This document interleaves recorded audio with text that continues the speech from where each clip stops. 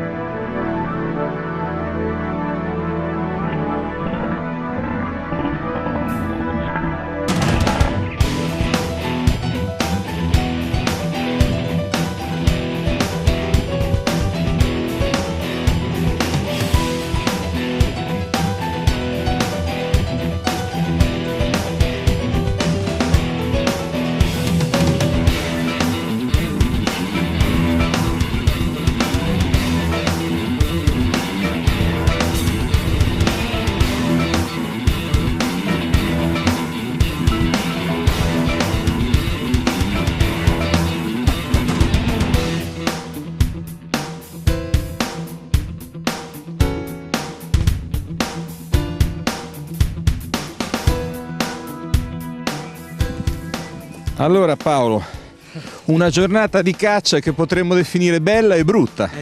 Sì, devo dire ci sono stati alcuni avvistamenti e le distanze erano improponibili.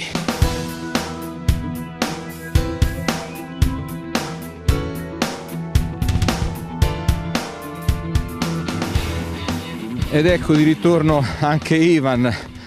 Com'è andata a te?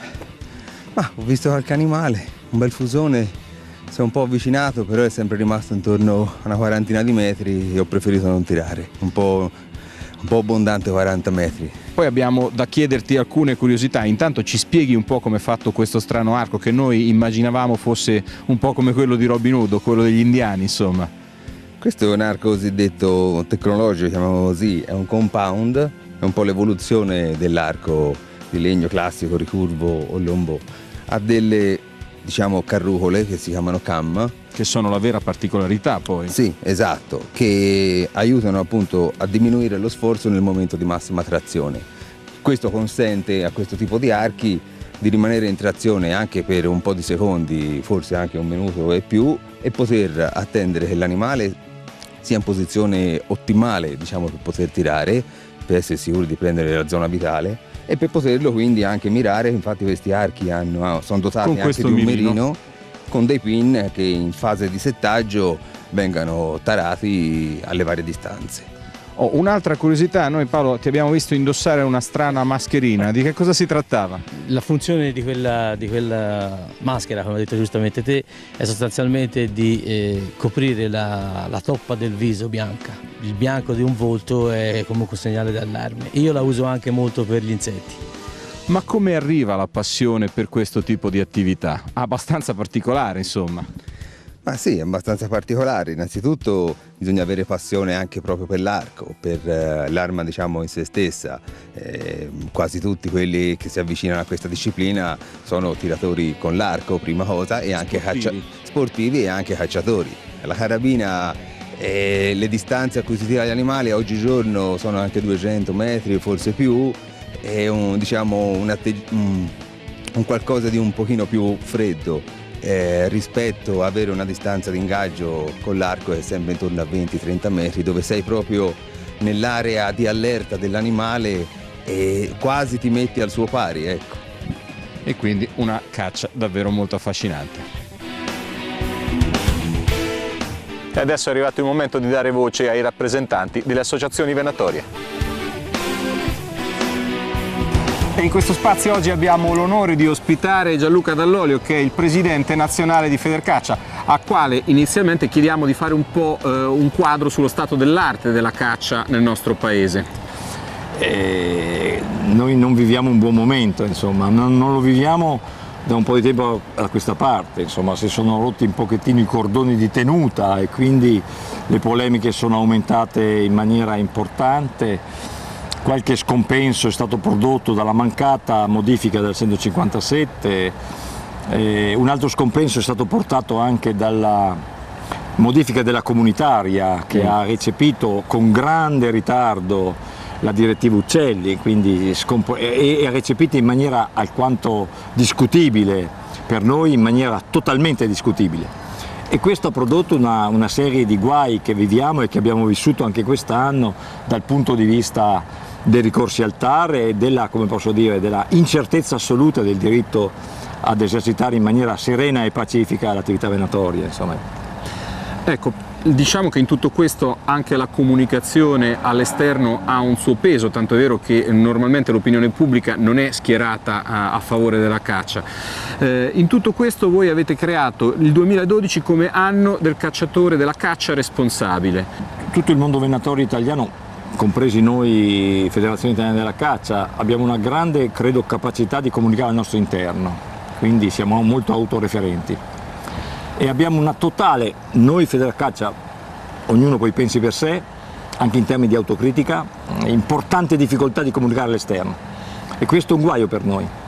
Gli ambientalisti sanno comunicare all'esterno, la cultura ambientalista è recente, ha 50 anni di vita, la cultura venatoria è antichissima. E quindi il modello di comunicazione, il modello comunicazionale che ci riguarda impone una riflessione sul modulo comunicazionale. Da sempre il cacciatore ha svolto un'azione sul territorio estremamente responsabile. Se ci fosse stata nel mondo venatorio, nel cacciatore, al di là del mondo venatorio, che è un'espressione moderna, usiamo un'espressione antica, arcaica, il cacciatore, se fosse stato irresponsabile avrebbe ripulito il pianeta delle specie faunistiche. Non lo è stato.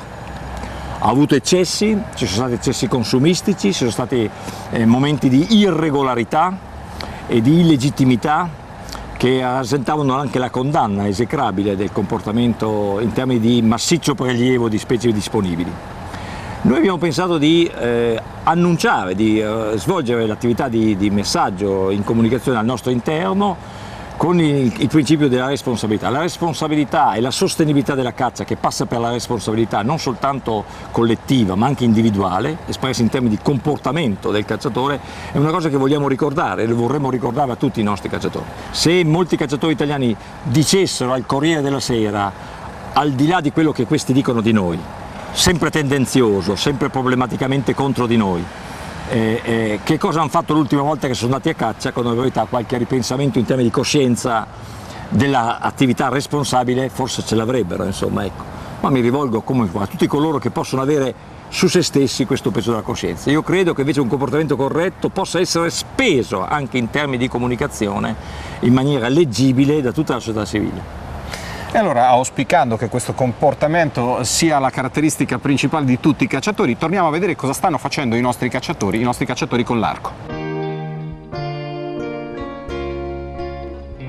Se c'è una persona che veramente può dirsi protagonista della caccia con l'arco in Toscana, nella provincia di Siena, questa è Emilio. Sei stata tu ad introdurre questa caccia? Sì, è nato da una mia idea nel 2004-2005, poi approvato dalla provincia di Siena nel 2006, che è nata un po' la caccia e selezione con l'arco, l'idea della caccia e selezione con l'arco, perché cacciando cinghiali, però avendo il problema della pressione venatoria, dei segugi eccetera, ho pensato di unire le mie due passioni, la caccia di selezione, perché ero comunque un cacciatore di selezione, anche con la carabina lo sono, e l'arco, e quindi è nata questa idea, è stata approvata dalla provincia e portata avanti.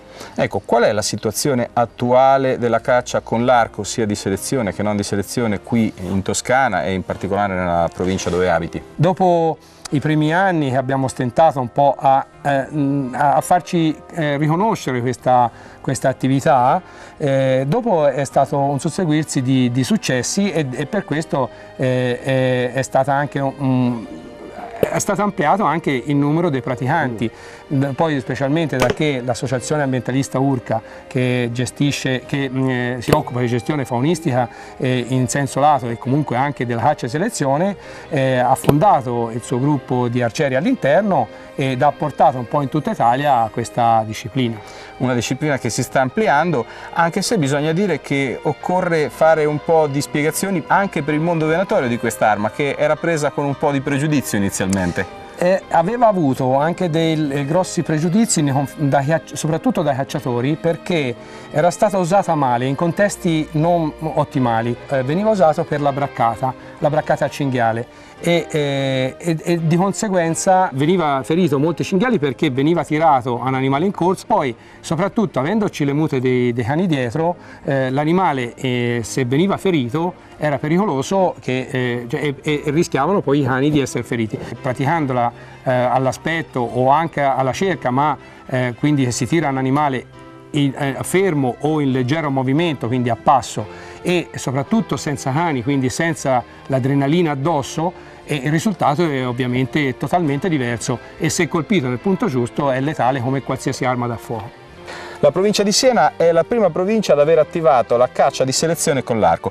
Come siete riusciti in questa impresa e perché avete voluto questa situazione? Ci siamo fatti promotrici presso la regione toscana affinché la regione inserisse nei propri regolamenti regionali la possibilità come arma dell'uso dell'arco, e noi abbiamo in via sperimentale dato inizio a questa attività.